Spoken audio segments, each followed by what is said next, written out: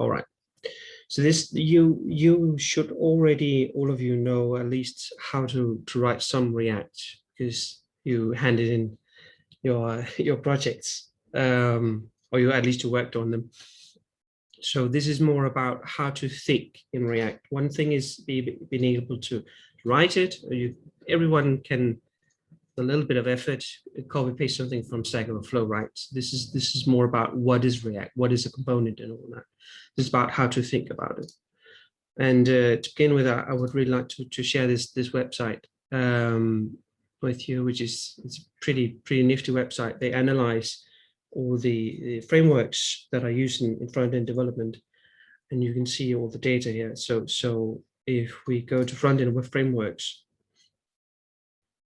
and go to usage, there's no comparison to React. This is why you cannot call yourself a front-end developer if you don't know React, honestly, not in this day and age. So yeah, React has been number one since forever, and it will probably continue to be that for quite some time.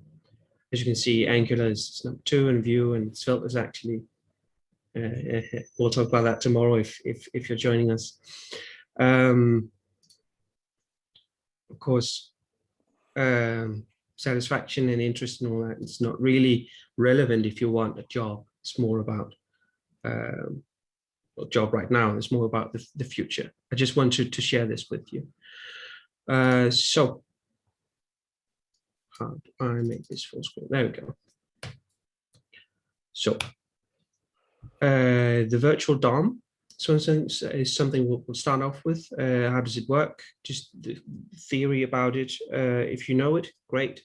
If not, listen closely, because this is actually relevant for you as master students.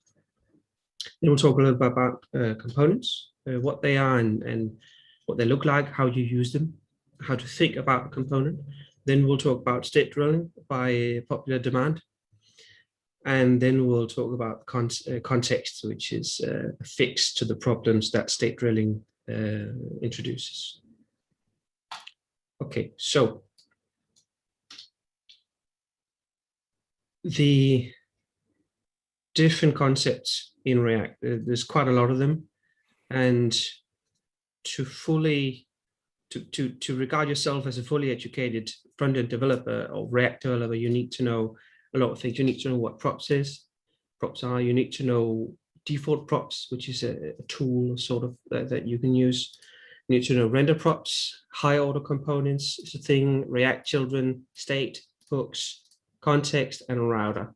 So there's a lot of things that you need to know. Hopefully, you know some of them. We will not be going into all of these today, as I mentioned, but I suggest that you take each of these concepts, and at some point in your career, maybe during the summer holidays or maybe after you got your diploma, and just read about them and learn how to use them.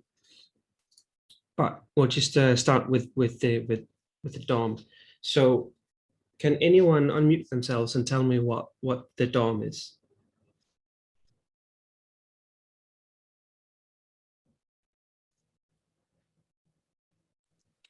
So I guess the DOM could be considered the graphical representation that a user sees through their browser and which we may manipulate with.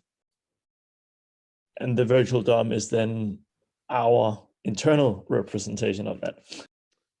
In a way, yes.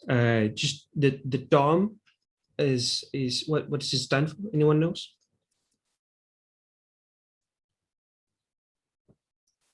It stands for the document object model. And does anyone know what a model is? It's basically data, right? So I'm just gonna go boom, boom, boom. Use this one, and I'll just inspect. These are the elements. I hope that you've all at some point inspected a website, maybe your own, hopefully, and look at all these divs and all the other tags like this in headline 2 here. So this is the DOM. This tree structure is the DOM. Starts with the HTML node, or that's the root node in the tree, and it goes body, and then everything inside the body. So this literally is the DOM, the document object model. And you can manipulate this with JavaScript, as you had to do probably in your in some of the exercise sessions and your first mini project. You had to manipulate the DOM. That's really all it is.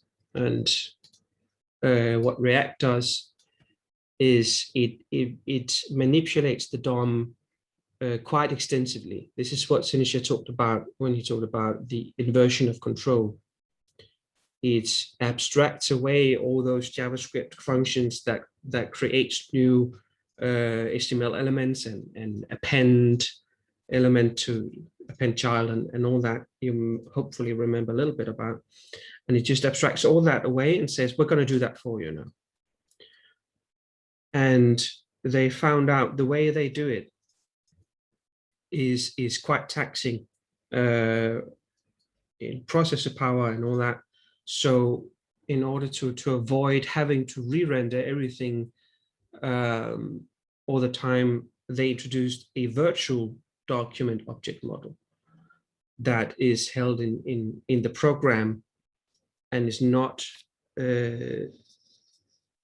directly linked to the actual DOM. So what happens if you manually manipulate the document object model is you have to change something. Then you have to consider what else is in that subtree of that node. That also has to change, because you're changing the parent node, and that's going to affect children. And then both of these need to re-render somehow, and that's somewhat complicated if you do it efficiently, because it doesn't happen all at once, right? You have to manually take care of that it happens properly and doesn't move all the objects around the screen. And this is how it works with the virtual DOM. It's held in the runtime in the program, this representation of the DOM. So what happens is, if you introduce change in one node, it's going to say, well, we need to re-render this. And we also need to re-render the whole subtree. And this all happens in the virtual DOM. This is calculated and sort of prepared, and then it's all set to the actual DOM at once in what is known, I think, as a batch update. That's what it's called. So it just goes, let's figure out what needs to update, and then go poof to the to the actual DOM. Make it happen all at once. And I actually have a very, very simple example of that. It's not that one, it's this one.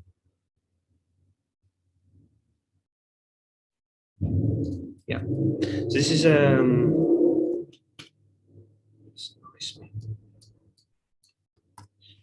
so this is a very simple program that has three nested loops, which you should know from some algorithms. That's taxing. I just did that to make it actually take some time. I think you're still sharing. Oh my God, thank you. Okay, new share screen. Yes? Yep. Good. Okay, this is a very simple program that has three nested loops, and as you know from algorithms, it's taxing, or at least it's more taxing than just simple calculation. So what it does is it runs these this for loop, and then it calculates how long it takes in milliseconds. Right. So I have a starting time and an end time, and then I just minus because it's a date object. Don't mind that. And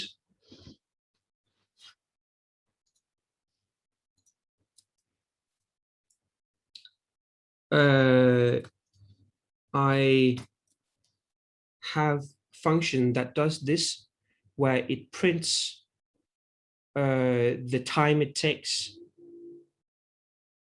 No, it prints the numbers in the loop every iteration of that loop. So it prints quite a lot, but it does it in every iteration.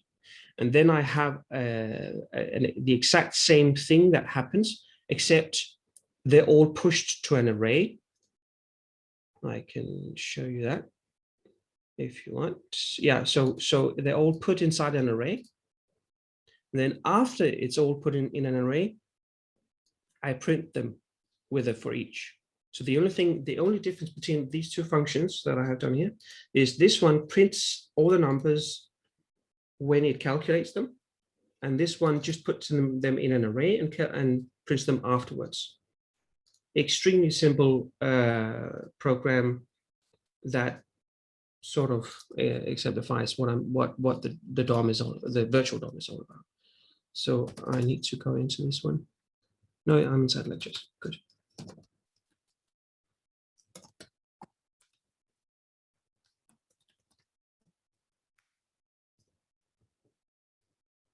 Takes a little while. I'm getting an average, so you can see. So it varies a little bit.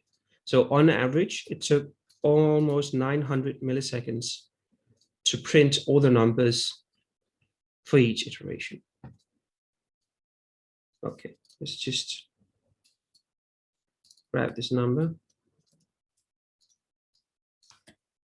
and put it in here. Okay, so that was for each iteration. Now just putting them inside an array, printing them afterwards. I'm just doing this 10 times. Now, these numbers are somewhat similar, right?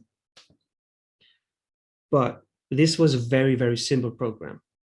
If you have some complex components in your React program, that means that there's more computations than I have here.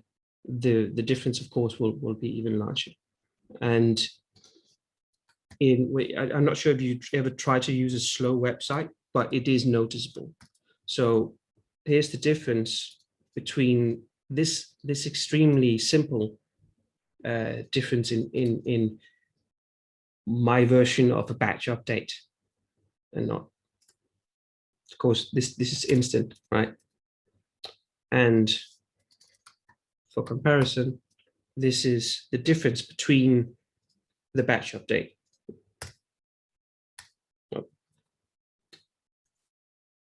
It's quite fast, but imagine that every time you click a button, you have to wait for a fragment of a second. That gets annoying, doesn't it? I'm not sure if you can imagine it, but I didn't have time to make a whole new framework to test this without the virtual DOM. I hope you get a sense of the purpose of the virtual DOM and why they put it in place. Does it make sense? Well, in a sense, we're doing the same computations, right? We just use the internal model. So I think it sort of makes sense. Right. So it's not the same, but it's the same principle, right? You send something to the console log function, and my VS Code console has to display that. That takes a little bit longer time than doing it all at once. For some reason, I don't actually know the ones and zeros of it. But it's the same principle.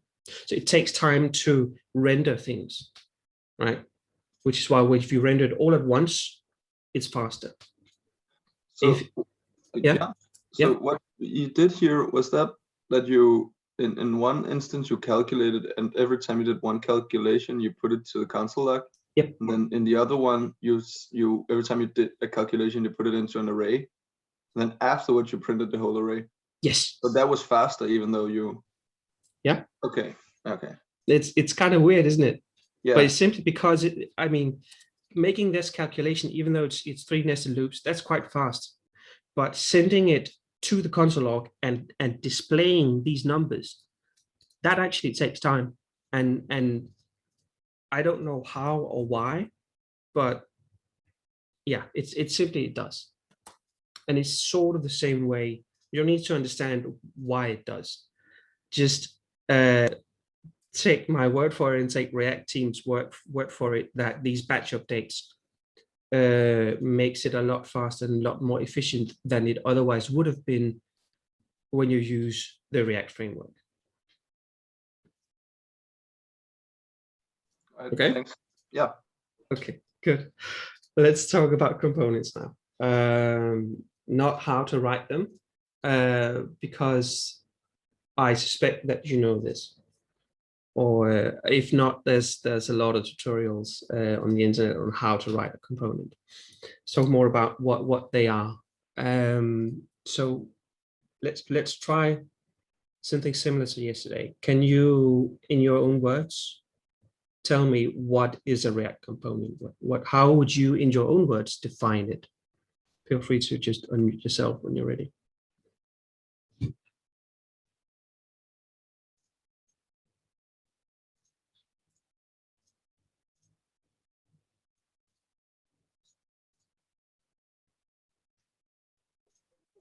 So is it like a, oh, can I answer? Go ahead. Is it like a reusable part in your code? Yes. Yeah. That you define and then you can just kind of like use it again. Yeah, that's one aspect of a component. Yes. So like that.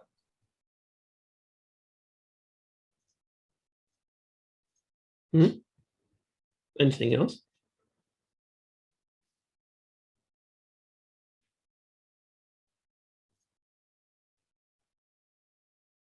So the reusability aspect is, of course, if you make a React project and you have the app component, right, like the root component, that is technically a component, but you could write your whole website in that app component, just like you would have one index.html, right? You could write all of it. So that's the reusability part, that you have smaller components that you then reuse to accommodate the dry principle, the don't repeat yourself principle, right? But more than that, a component as a definition has to return a single JSX element. There's two JSX here. That's embarrassing. So it actually has to do this. It has to return a single element, otherwise it won't work. There's a trick to it. I might show you later, but it has to return a single element, right? And it's not immediately used. So I think you can write a component, and then you have control over where and when you use it, and it is reusable, right? So what does that remind us of that we talked about yesterday?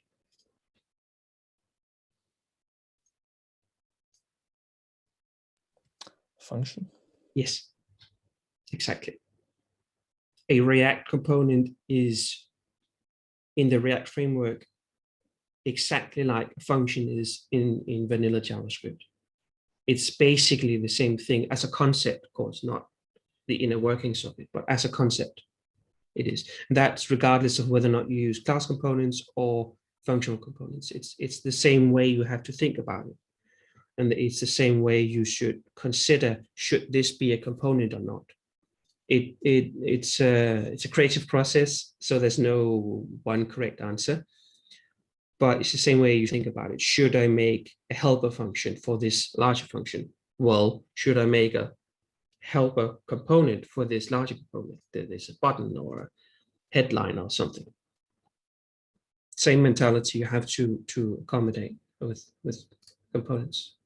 So, of course, there are two different kinds of components. Class components were predominantly used until somewhat recently, because they were the only ones that you could use state in.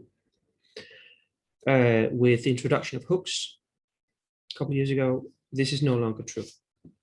So that sort of means that, well, this is a programmer concept. You ain't gonna need it. I don't mind talking about class components. I think that you should know them, simply because you are master students. You're not hobby programmers, so you should know at least about them. How to write one, you can always look that up. You can always find a tutorial on the YouTube on some other platform. So I don't want to go into details on how to write them. The key points are, of course, they extend a class definition that was made by React team. So they extend the React.component class, and they use lifecycle methods that you can look up, but they are sort of kind of like event listeners. So there's a component did mount that fires the function that you give it when the component mounts. Component will re-render all those. It's not very important, because I'm sure that if you get a job where you have to refactor class components into functional components, you can look it up and find out. But yeah, as I mentioned, I ain't gonna need it. So let's talk about functional components. As I mentioned, they use hooks instead of lifecycle methods. Can anyone tell me what is a hook, just in general terms?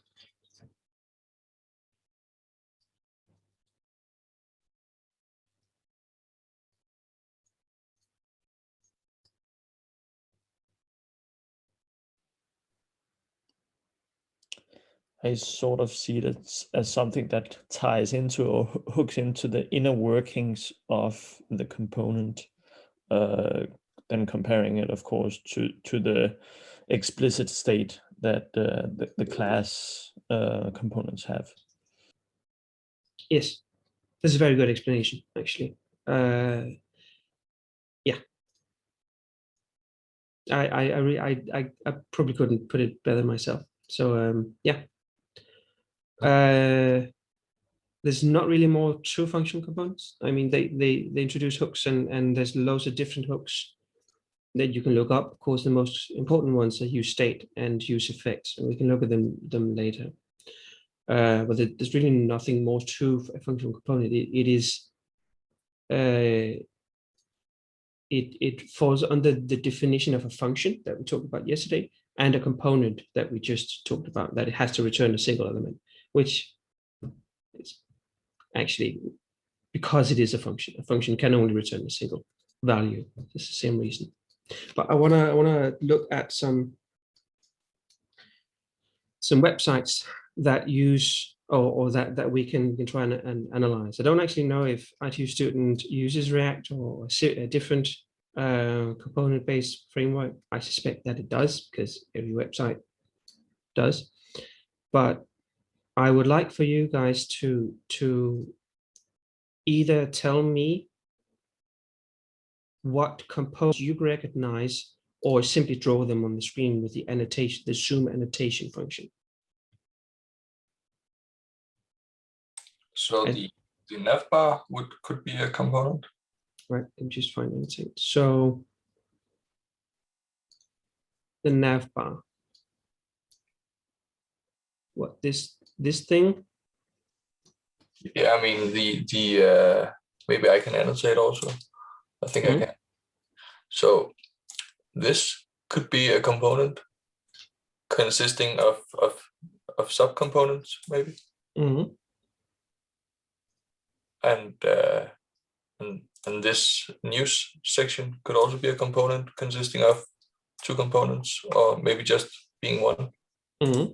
Sorry for the ugly annotation. No, that's fine. You can also use you can use a box to draw.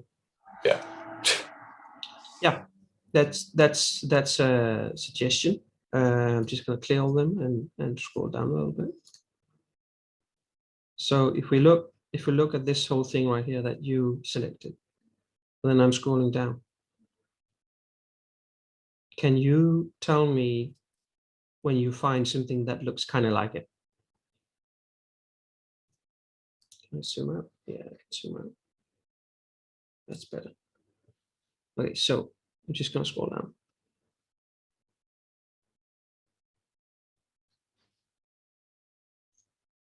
The two parts that you just scrolled past look like each other. The news Which from ones? ITU and the study news. This one? News from ITU and study news. Yeah. Okay. So there's no similarity between. Just get the. There you go. Between this part and this part. I mean, they consist of the same components, like a headline, an image, and some text. Yeah. There's no image in. I mean, there's 3 different images, but I don't know how they made it. But I imagine that this could be the same component as this. Right? It could be a content item because it's this exact same headline. So why would you want to write headline more than once if you don't have to, right? So you could have like a wrapper component that just has the headline that takes a string and renders it, and then you have whatever's inside of it.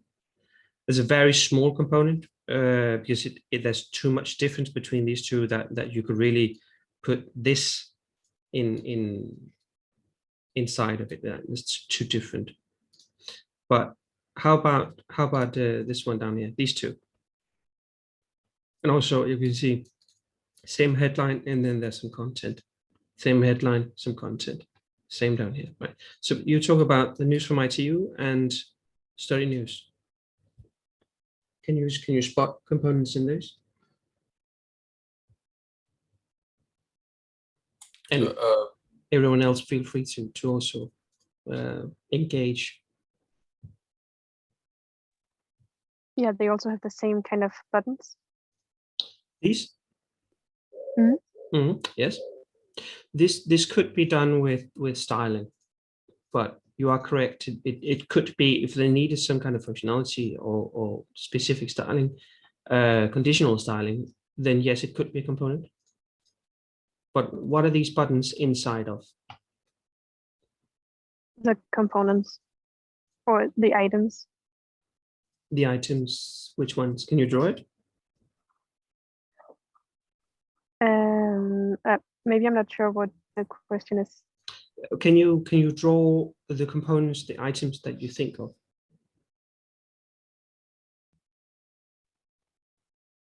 Can you use the annotation method on Zoom?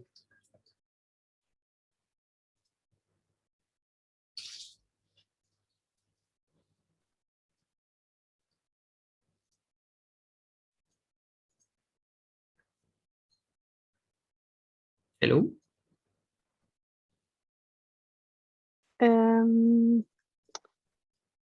Yeah, so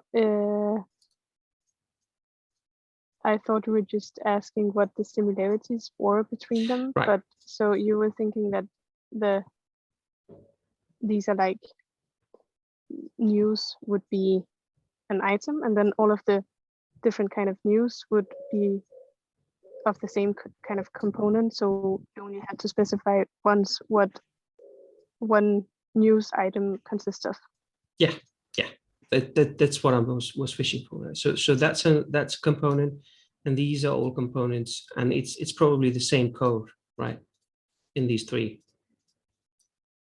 Same, yeah. The same with these, right? It actually fits quite well into it, except there's 3, so it just squishes it. Oh, 4, so it squishes it. Yeah. That's all. I want you to be able to analyze a website and think that's definitely a component. Yeah. In regards to the header, you can do it in a few different ways. You are correct that this could be a component, and this could also be a component. Could be 2 different components.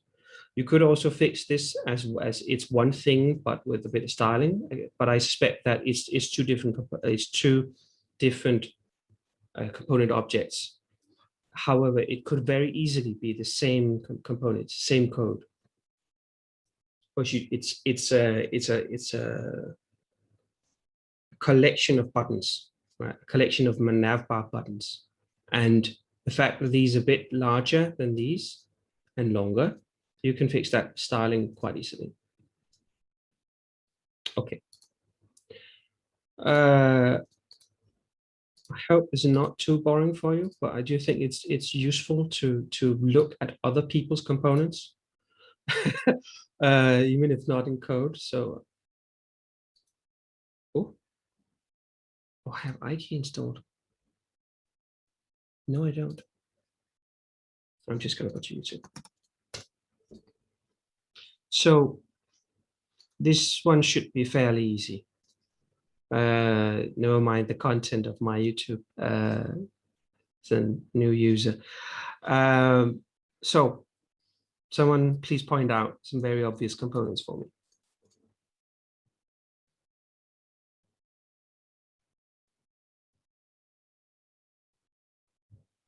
Well, again, each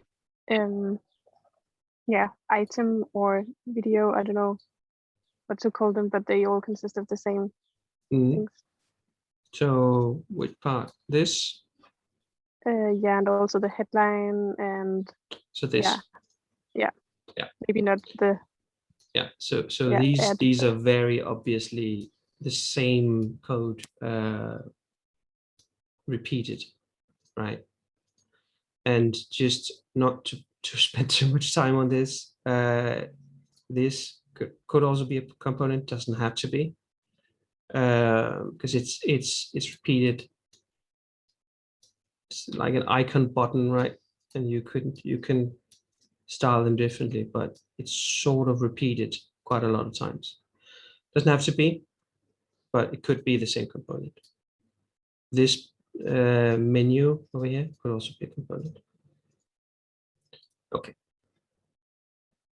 I suggest actually that you just, it's not a bad drinking game. I'm not sure how it would be, how the rules would be, but I suggest you work with your fellow students to find a drinking game where you identify components. I'm sure you can make something fun from that. Oh, that's annoying.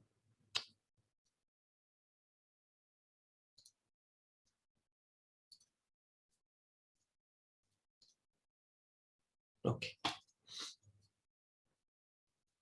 Actually going to skip this because we'll see some components later. And someone stop me here if you have no idea how to write a component. Good. Let's talk about state.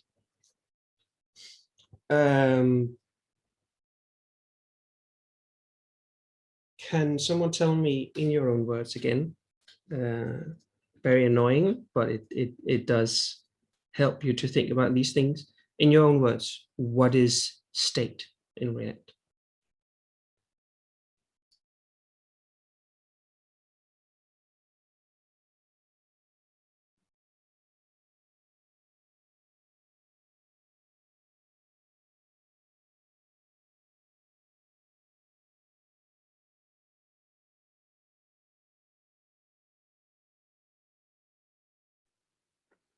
Well, it's something that's mutable, and I presume it is always connected to a component and possible importing or subcomponents. Okay, yeah, that's one explanation. How would any one of you, if you had to explain this to your non-programmer friends or girlfriend, boyfriend, mother, whoever, how would you explain what a state is? Not how it relates to the code or how you use it, but what is it as a concept?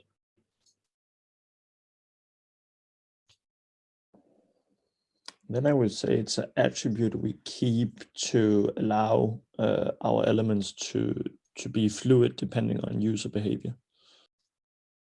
Yeah, that's a very good explanation. It's very technical, but I'll allow it.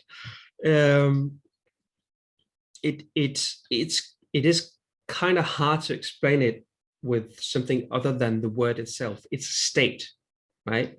What's the state of the light in this room? It's off, right? It's false. And I can change that state by flicking the switch, turn the light on. It's data. It's information. Yeah, and as you say, it's persistent data related to a specific component.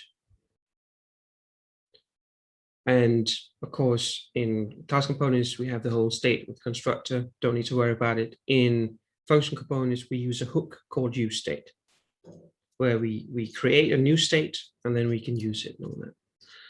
So, why do I have that? I made my own useState function because it's not integrated into a framework, so you can't really use it as you would in React, because it doesn't update the same way. But this is basically a useState function, where if we import it into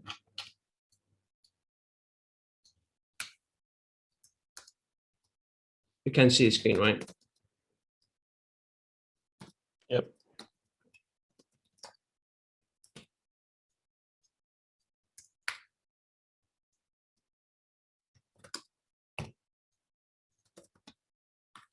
Let's do the original, unoriginal count.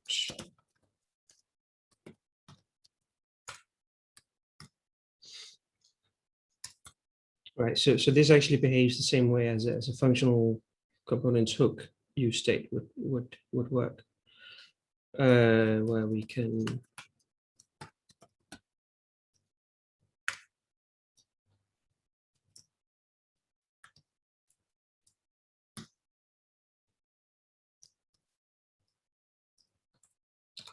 let's have an initial value of 2,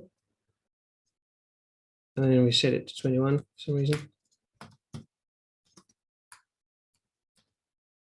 Oh, let's count.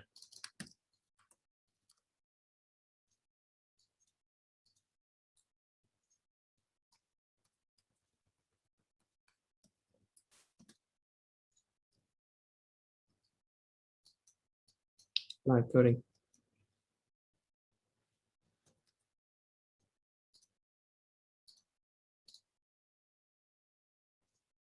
You don't seem to export it. I'm exporting it down here, exporting default useState. Not have as much time preparing this lecture as I did for the one yesterday. I apologize.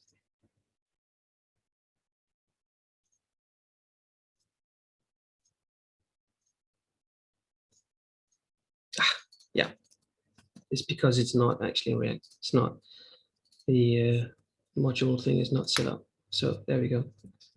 This is wrapped in an object because if it wasn't, it wouldn't reference the value that I'm importing. It's I can explain that if you want. It's a little bit complicated, but basically because it's a number, that's a simple type value, and it would not change it because it wouldn't be a reference.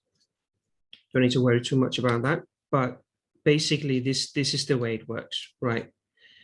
And now I can use this state as I want, and no matter what, it's not related to what's going on in here, right? It's persistent, unrelated to whatever else I do in here. Let's imagine this was a component.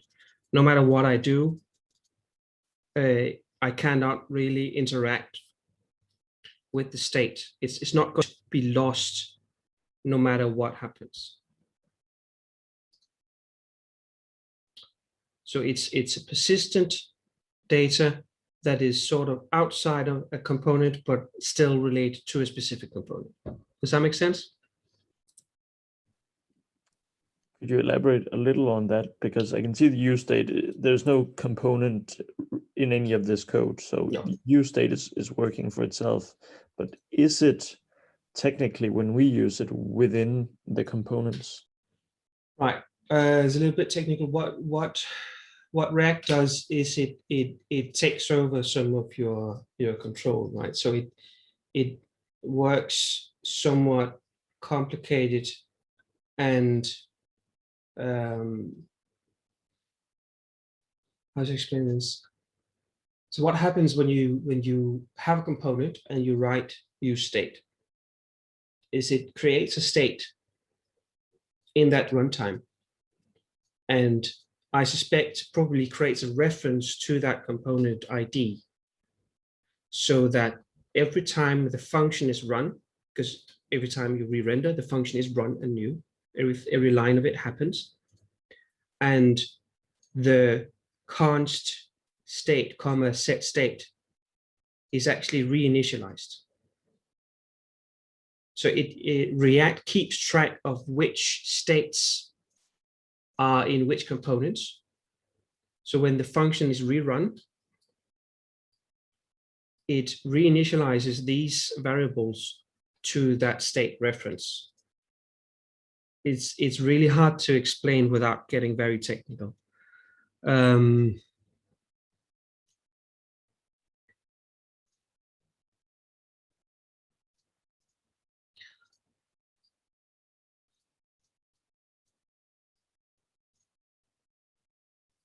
I'll think about how to visualize it, and I might give you some images, like some drawings of it.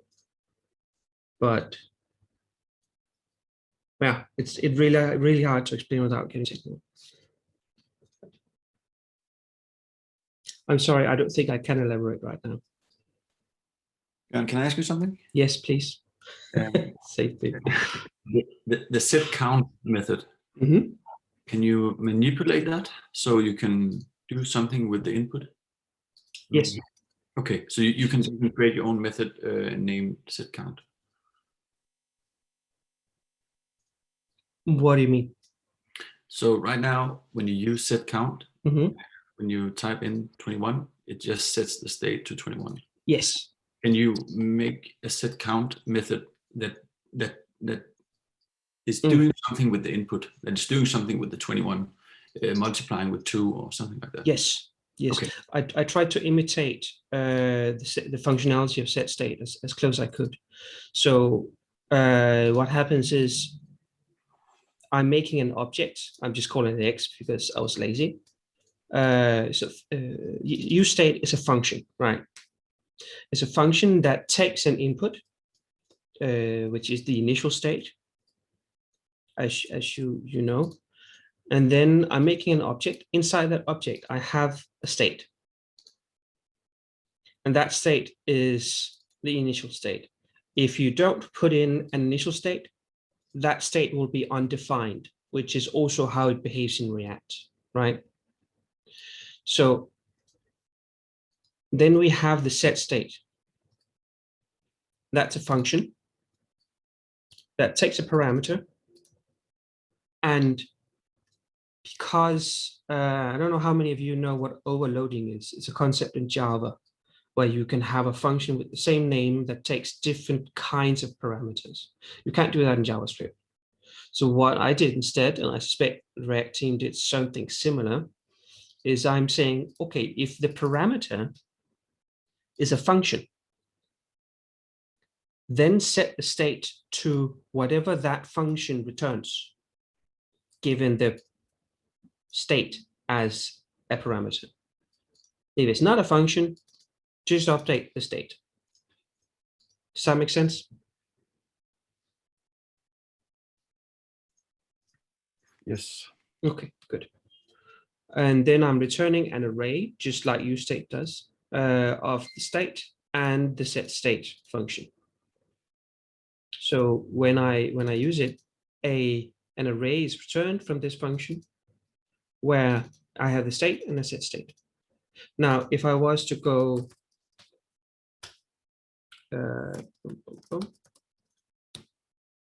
I could just go,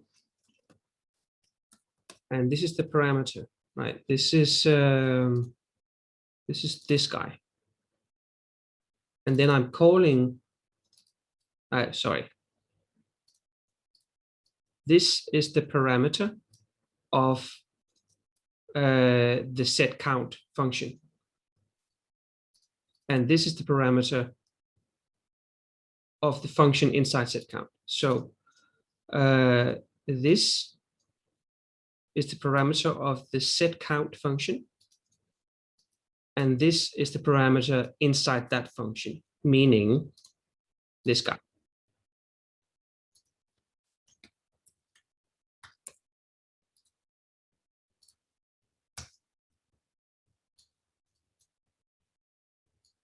Does that make sense? Yeah, it does. Good. I was a bit confused how you use the quoted function in the other. How that works.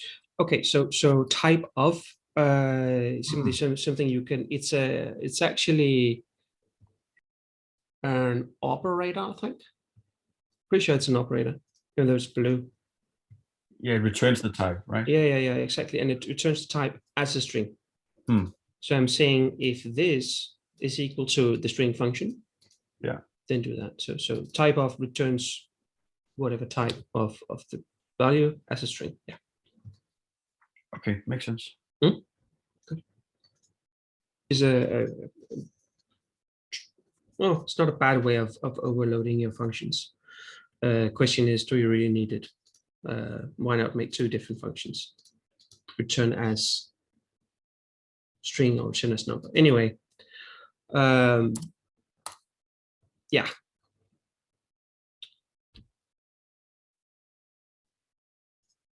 Yeah, I'll try and figure out how to explain the intricacies of use state. I know that I did find some articles, but it is quite complex how React keeps track of what state belongs to what component. The only thing you really need to take from this is that it is persistent data related to a component. And also very important, every time the state in a component changes, it re-renders, meaning it refires the function. Oh, okay.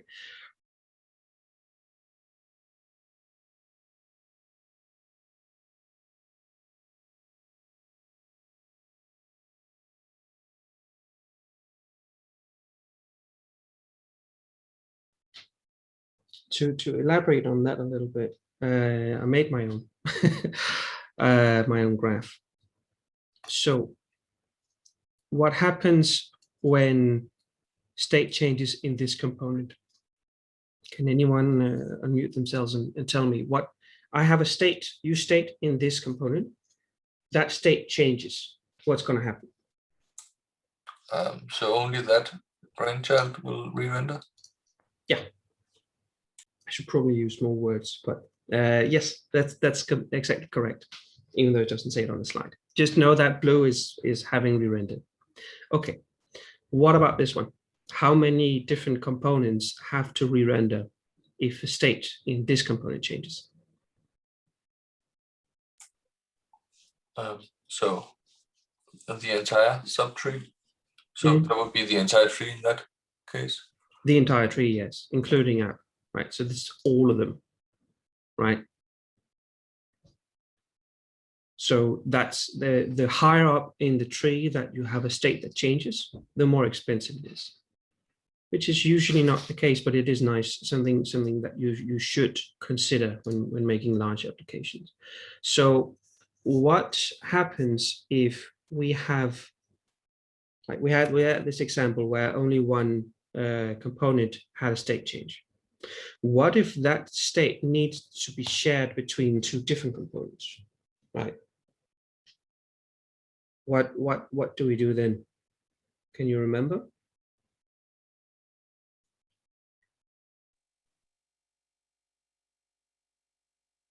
He mentioned the name for it in the video, I think. Sinisha also talked about this. if you have state that needs to be shared in two components, because you can't share data between components, it's a function that gets fired and changes what you see on the website. How would you do that? You can lift the state, right? You can lift the state. To the parent component. Exactly right. You lift the state, then you pass them down as props. This is not in itself prop drilling. It's lifting state, right? So now with the state being in this p tag, if the state changes, how many components would need to re-render?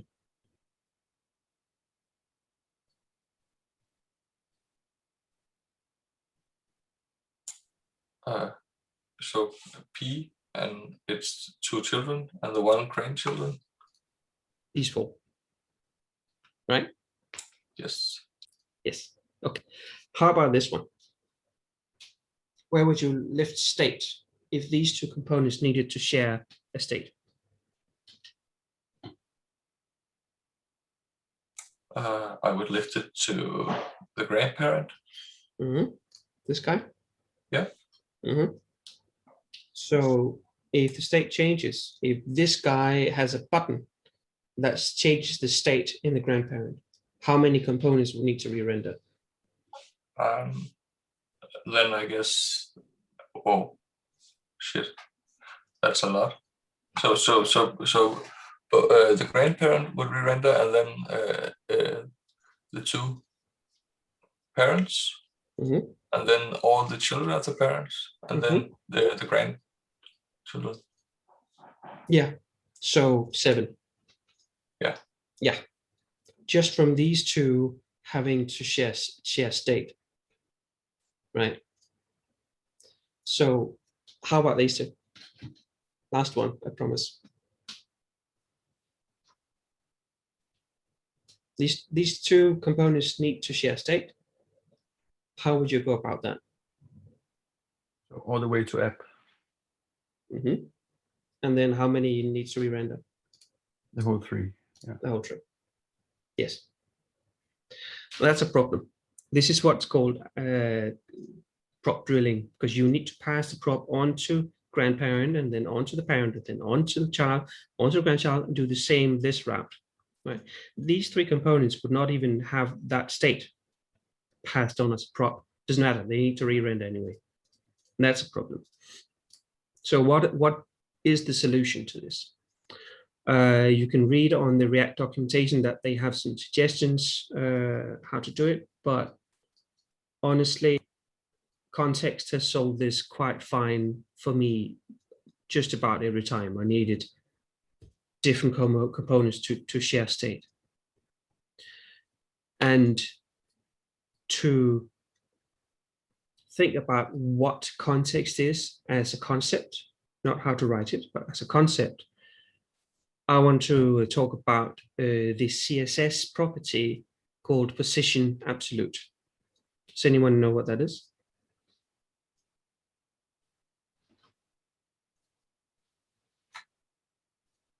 So you can have position relative, position fixed, and position absolute. And some other stuff unrelated. Can anyone tell me, at least, do you know what it is?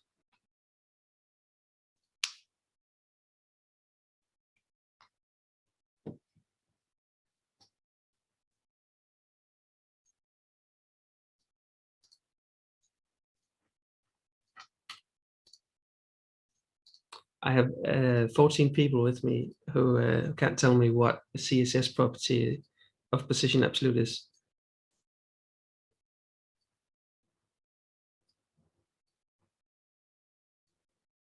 Okay, fair enough. It tells the browser where to put the element, basically. So the DOM has what's known as a flow. If you have an app as seen in the very pseudo-codey Java HTML over here, and you put something inside of it, inside the opening and closing tags, it is it is interpreted by the browser as being a child of that element. So of course we have the header, that's a child. We have main, that's also a child of app, and we have footer, that's also a child, which means that when they render it on the website, it's going to be inside the box that is app, be it a div or body or whatever you want to call it. And then of course this div right here is going to be a child of main, meaning that the flow will be interpreted as it being inside main. So the box, the literal visualized box that is this div will be inside of main.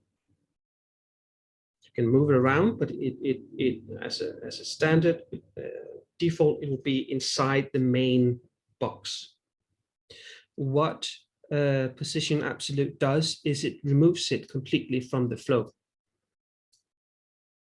She just yanks it out and says, we're not going to interpret the position of this based on this DOM hierarchy. Does that make sense?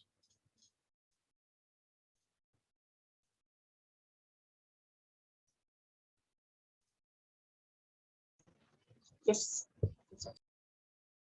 Okay. Does it make sense for one person or for more people?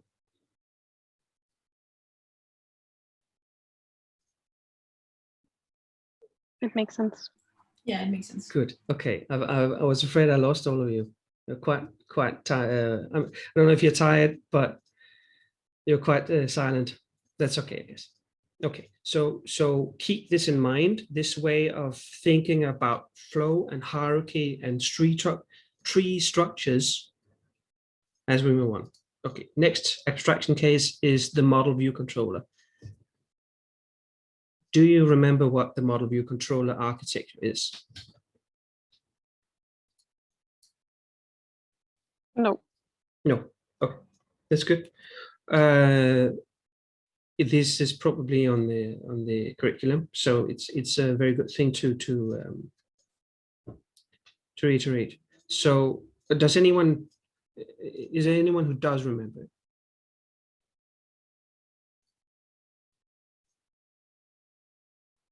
Okay, I'll take that as a no. So the model view controller architecture is a separation of the three concepts you have in a program. You have the data. This could be an integer, a number, 2, and a string called meaning life. Then you have the controller, which is what manipulates that data. So the controller is sort of tied into the model. I think at least most of you used this architecture in your API handling, where you had the model and the controller. So the model was the data, right? You imported that from a JSON file. That was literally all the data that you had in your API. The controller was what figured out which parts of this data do I need to return. So there's some business logic in it, right? Maybe you had a filter, and maybe you had a function that modified that data, that model somehow. So it's to do with changing and modifying and mutating. And also figuring out, like, filtering. If we need to return only some of the data, what data should that be? That's also in the controller. The view you did not use in your API because that's what gets displayed.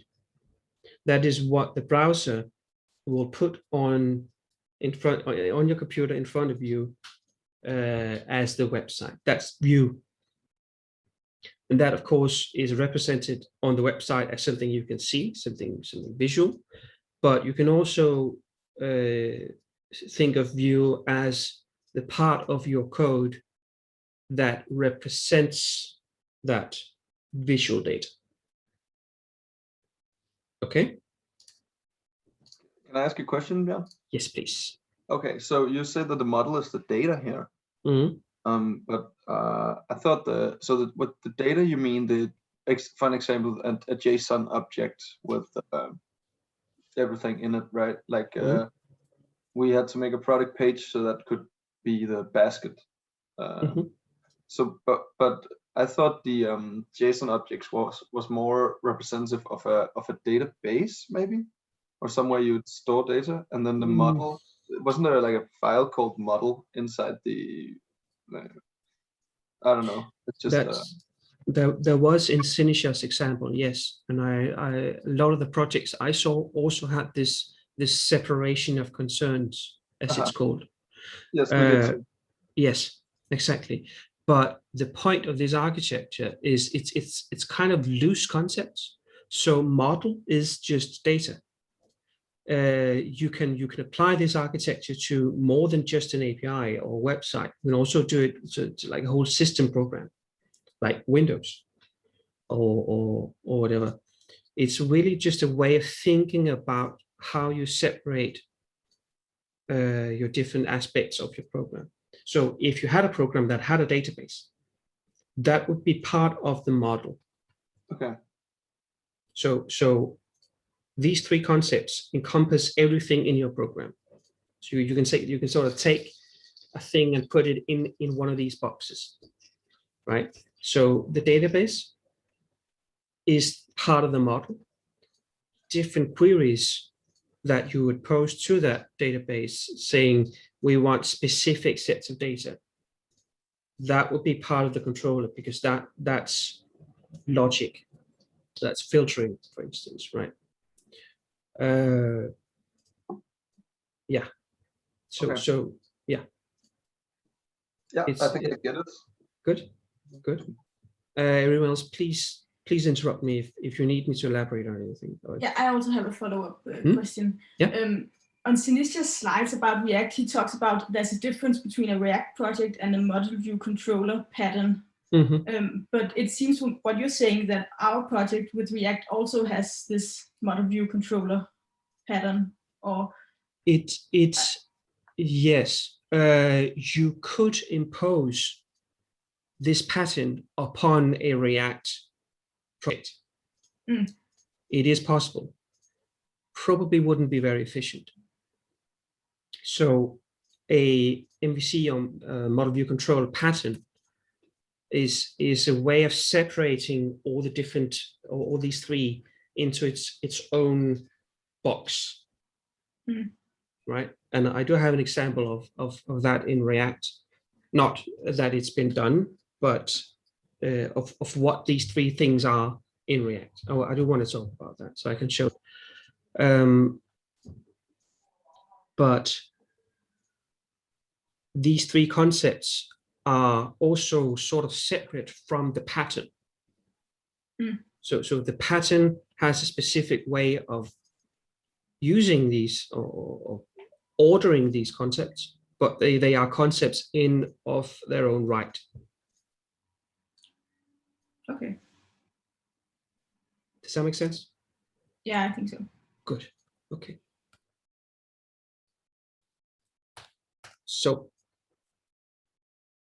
I actually just mentioned it, but in your API, which of these three concepts did you not use? So that would be the view? That would be the view, yeah. Oh, still shadow. That's funny. Yes, you did not have any view in the API. You only had the model and the controller, and they were separated in separate files, at least in the projects I saw. So we know that we can separate them in a way if we need to, right? We know this. Okay. So applying the thinking behind the position absolute, where we sort of yank something out of the flow, out of the tree structure, sorry, and the thinking about a program in regards to the concepts of model, view, and control. Can you, I'll give you a few minutes to think about it. Can you find a way on how you would do that? conceptually. You don't need to code it. How would you fix this problem of these two components needing to share state using the position absolute and the MVC way of thinking about things? And while you think about it, I'm gonna get some water.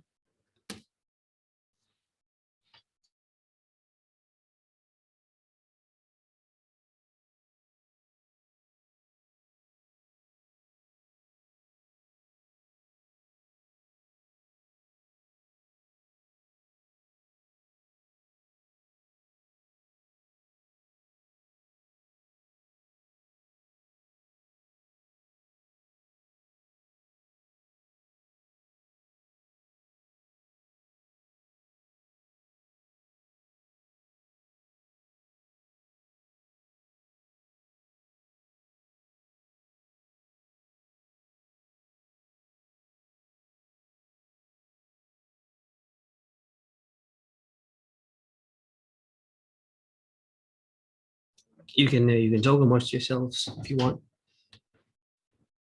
It's not a formal meeting.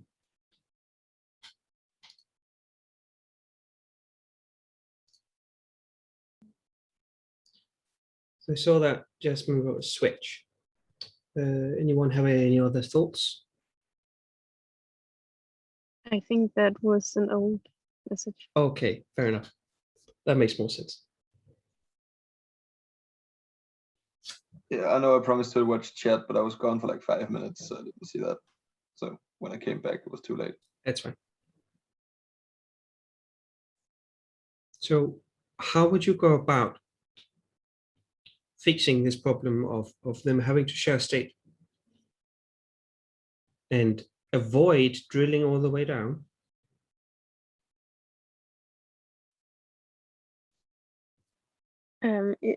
Is the answer what it says, making a context? Yes, but this is more about how context works. Okay, so then each of the grandchildren can import the context instead of drilling the props all the way down. Mm-hmm. And what in this instance, can you explain to me how does context work? So we have state. State is something that is tied to a specific component, right? But if these need to share it, we need to lift it, right? So how would you go about that issue? Think about the whole position absolute.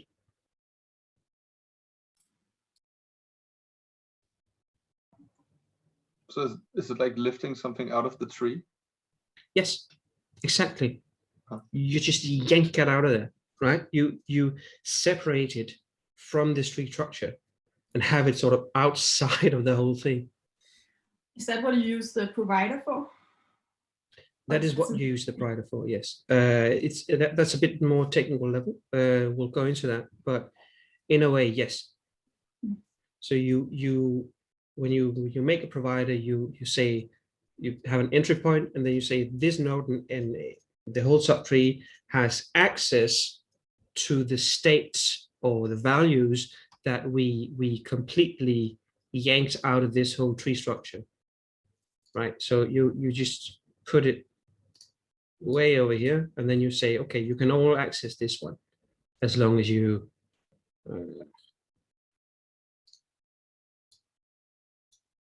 as long as you are one of the ones that has access to it. Okay, does that make sense? Yeah, so much. Yeah. Yeah. Yep. Good. So it's instead of having state tied to a component, we have it as more of a global variable, right? So it's not part of a component, it's separate. Okay. Oops, that was some error. There we go. Oh, I actually had it over here. That's embarrassing. Okay. Anyway, so you can see the point of it, right? And the reason I introduced this whole model view controller thing is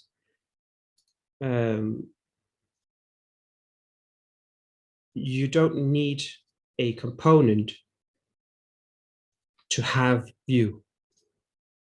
So you had an API that didn't have view because you didn't need it, but you still have this separation of concern. You have the three concepts that you know how to think about: the data, how to manipulate the data, and the actual visual thing, right?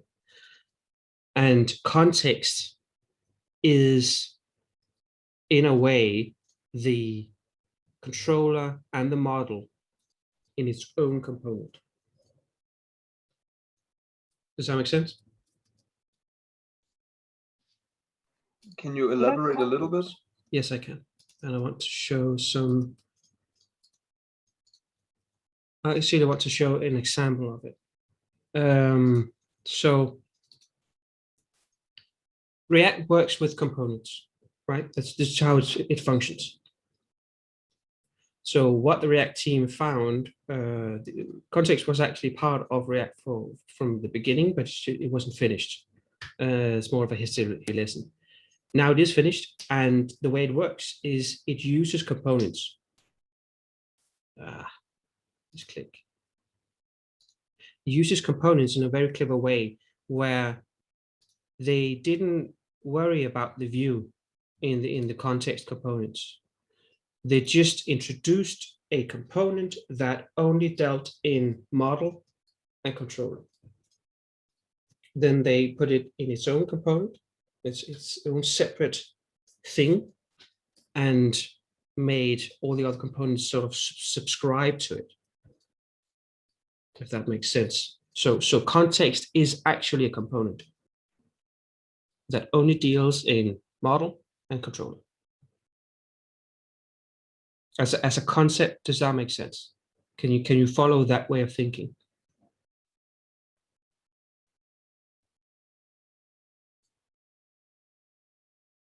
Or am I not explaining it correctly or properly? It's just, I think it is a little hard to. It is. It is hard. But yeah, okay, I'll show you an example. Actually, anyone here who used style components in their project?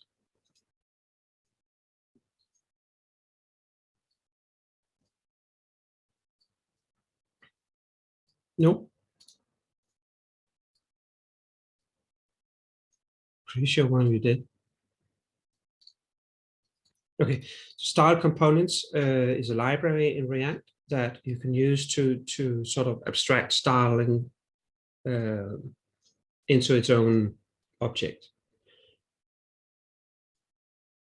You can think of the style component as a component that only deals in view. It has no data. It has no controlling of that data. It only deals in how should this look. So whereas it's not a model view controller pattern, does apply some of the thinking behind that pattern. Whereas you say, we're only going to worry about the view in this specific component. And then we can use that component and reuse it, which is the whole idea behind the component React, right? So what context does is sort of the same thing, but with the two other ideas in the MVC. It takes model and controller and then puts it in its own separate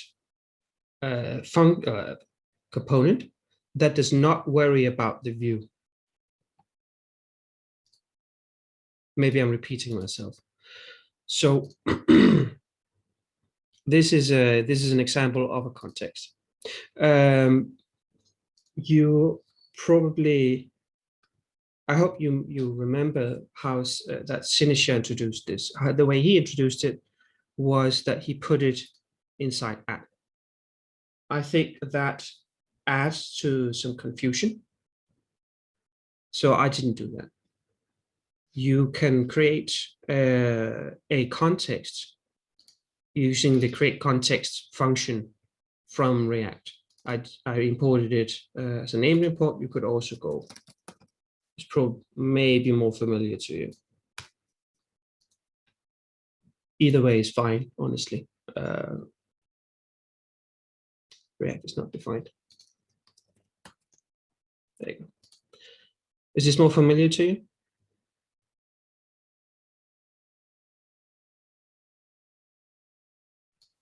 Yeah, I'm not quite sure what you're doing in the function context provider. Can you elaborate a bit? Yes, I can. I just wanted to make sure that we are on the same page with this create context. Yeah, that's also how we did it. Yeah. Okay. So there's no difference between this and the other thing I did. I'll keep it like this just to make it look familiar. Okay. So you create the context object that's returned from this function, right? Does anyone know what this object that I call context? What does that contain? What properties does this object have? Do you know? No. No. Because why would you? It actually contains the important parts of it is it contains a provider object and a consumer object.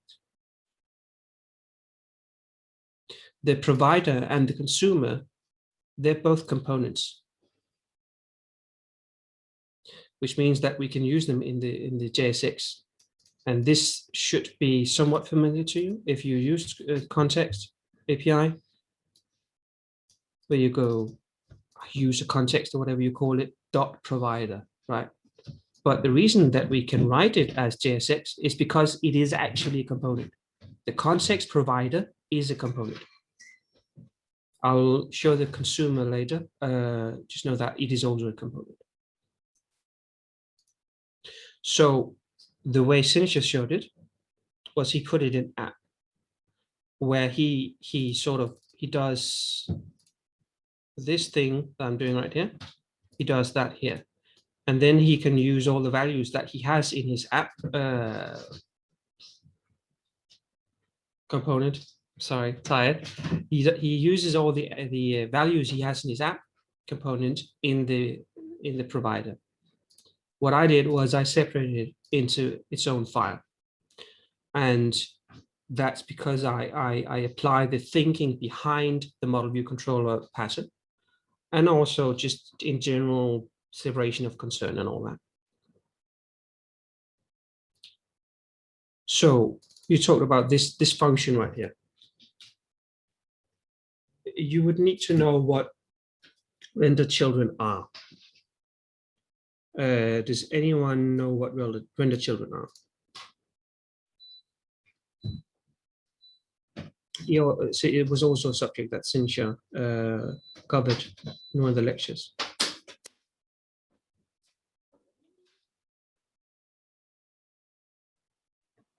Did you call it render children? Yes. Well, yeah, props children or render children. So it would render all the children of the component in the subtree, or? In a way, so okay, I'll just go with it. So you can have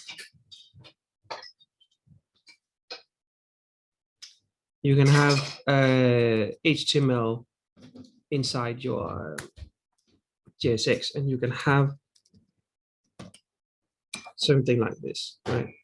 And then you can also put a p tag in, right? So we know this, that you can have these opening and closing tags of HTML.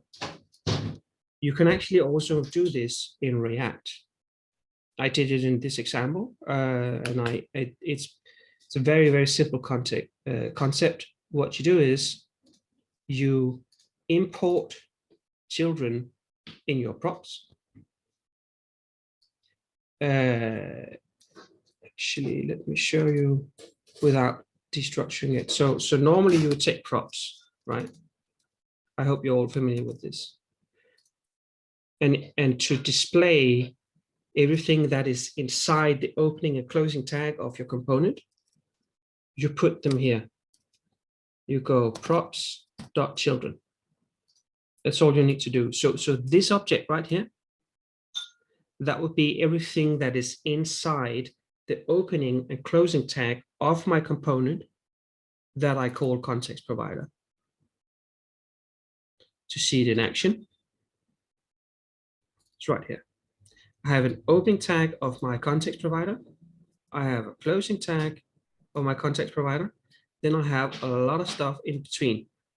All this I just highlighted is this. Does that make sense? Yeah. Yeah. Good. And you can do this freely with any component you want. It's not always useful, but you should know that this is something you can do. Yeah. Okay, so what I did was I separated my context into its own component. And then I just render everything inside of it as children. Now I have this value equal to, and then the values, just like you would normally have in the app if you do it the way Sinisha showed it.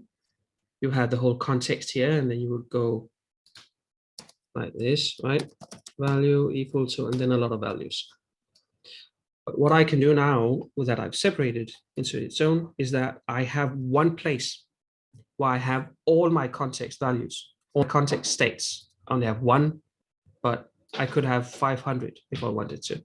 It's all in the same file in the same place.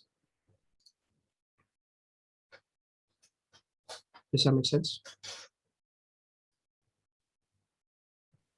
Yes. Good.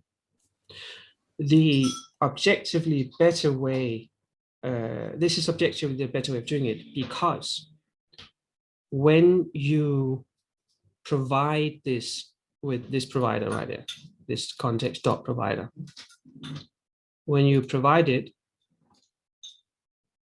it's going to a little bit complicated, but just know that you can make states that will force all the ones that import it to re-render. So it's a little bit complex. I'll try and show it later. But basically, the places that you provided, that's somewhat taxing to the system. So if you just need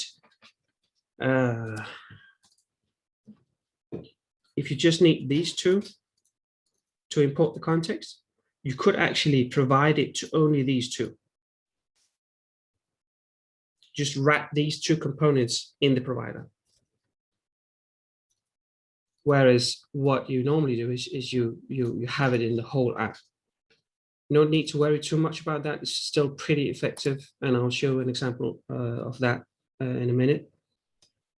But you have free control over where you import it and where you provide it, if you have it in its own file. So I highly suggest doing that in general. Are you? Yeah. No, so when doing the project, I just read that only providing it to the components that actually need it is just better practice. But Sinisha told us to do it in app. In app, yeah. Or index, maybe. His argument was that, for example, with the products, that they don't change at all. It's the same products. Yes. So there's no need to do it. Yeah, after that. That's true. So this should only be a concern if you have a large project and if you have a lot of state change in your context. Okay, so you would also say that it should be done in app. If you have something that you need to provide to many different things that doesn't change, doesn't really matter where you put it. And in that case, maybe do it with less lines of codes and in a more central way. So in that case, if you have no state change, then yes, just do it in an app or an index even. Okay. But if you do have state change, you could, it's best practice to provide it where it's needed. It could be that you have a user state that is needed different places and that you need to put it in app simply because of you just use it everywhere. Like, are you logged in or not? Right? Yeah. So regarding that, the users context that we also had to do in order to show the login data on both the front page and card page. So then in our group, we just figured that might as well put it in app because we need it on those pages. Is that correctly understood, that it should be done like that?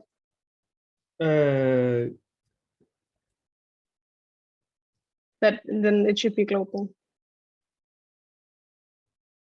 Honestly, it's not going to make that much difference because it's not a very complicated state, and you might as well put that in the global one, in the app one. This is more thing you should worry about if you have complicated calculations in your context, and you have a very complex project. Okay, yeah, for sure. I just remember Sinisa arguing a bit about how it should be and why it should be like that. So I just wanted to prepare a bit.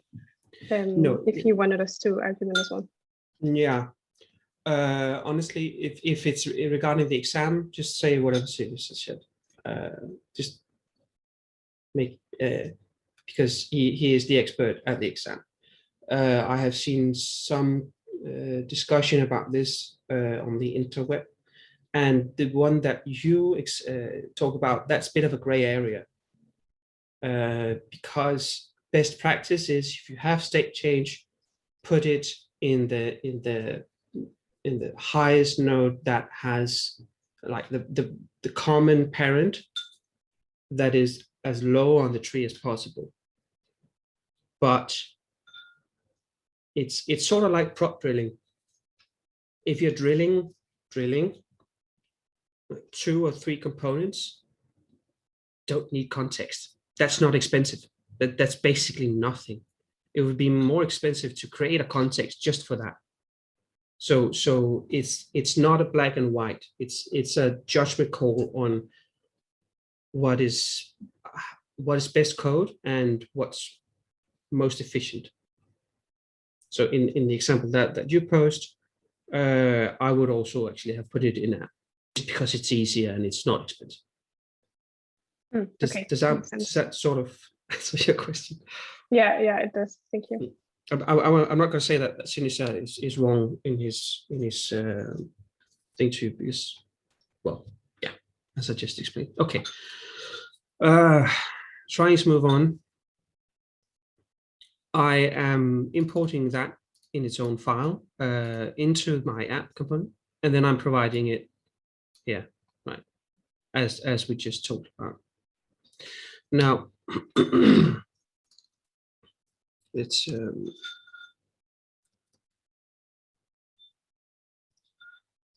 so I explained prop drilling, right? And just to refresh your memory, if you have prop drilling and you have lifted state, all of these different components would have to be rendered. I didn't have time to make an example showing this, but I did have time to make an example showing the context version of it. So just to show you what's going on, I made some components. Well, I made one and then I reused it, called node. I have a use effect. This is a hook that, if not given a second parameter, it only fires once when the whole thing is rendered, similar to the class component lifecycle method called component did mount. So it's only fired when that component is displayed for the first time. Then I'm also console logging in the root of the functional component to show you that this function, I know I'm not naming it, probably bad form, but I was lazy and also in a hurry. So this function called node, this component, this function is fired, and you can see that whenever this console log is displayed, right?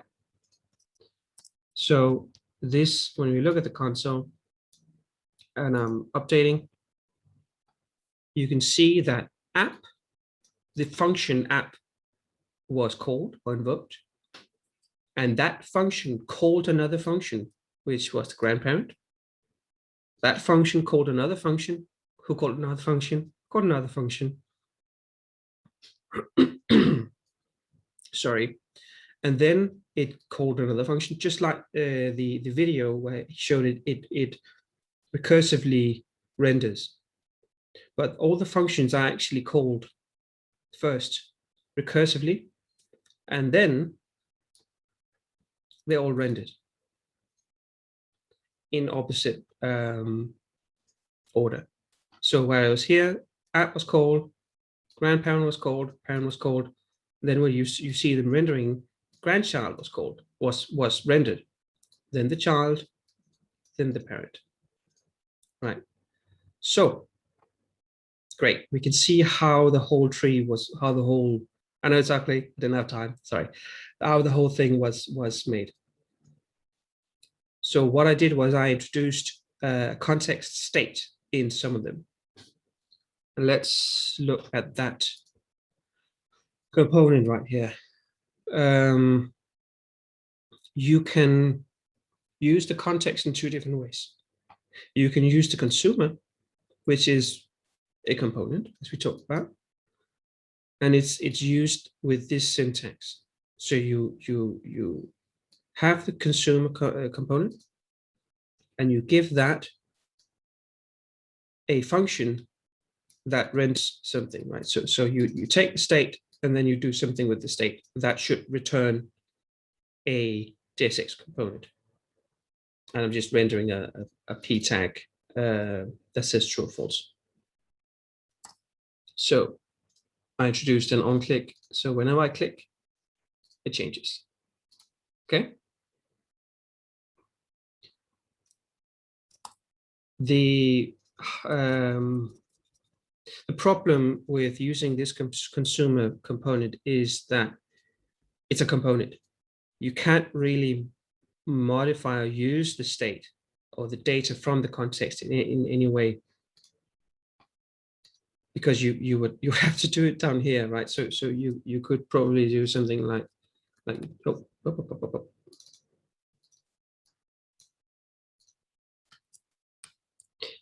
like we talked about yesterday. If you have a arrow function, there's an implicit return, so you would need to return it. So you could do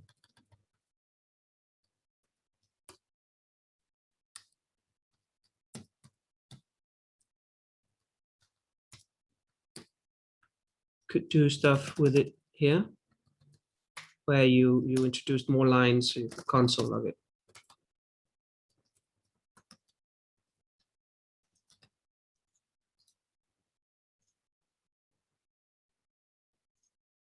Right, it's an object. Anyway, had this working earlier. Don't worry about it. If the problem is you can only display it, really.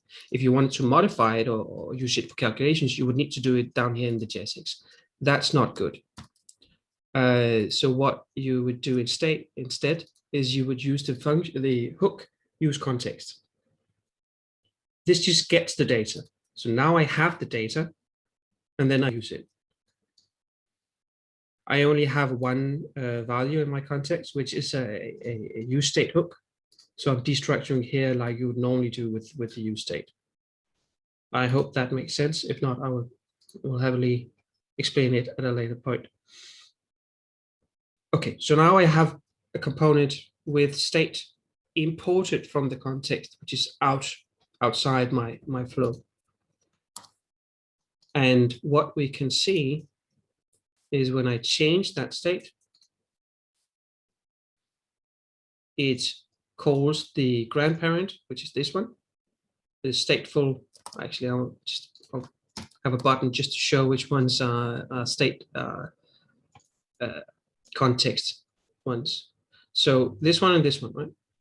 So whenever the context state is changed, grandparent 1 function was invoked, grandchild 2 function was invoked, and then it re-renders this.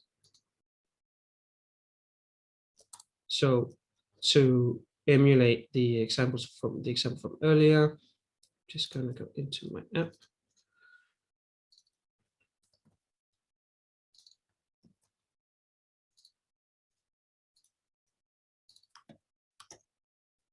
now I have two grandchildren with context state. So if I if I have this situation where both grandchildren need to share state with prop drilling, all of them should re-render, right? But whereas I introduce state, only two of them does. And that's how context fixes the inefficiency of prop drilling. Does that make sense? Yes. A tentative yes. Okay. Do you have what is there something that's more fussy that I can speak to? Is it how to write it, or is it the concept of how it works? I think for me, it's just, I need to just repeat it, I think, after this, and just take a look at it. Okay. But I think the basics are good. This, and also really see the value of it now. Yeah, good.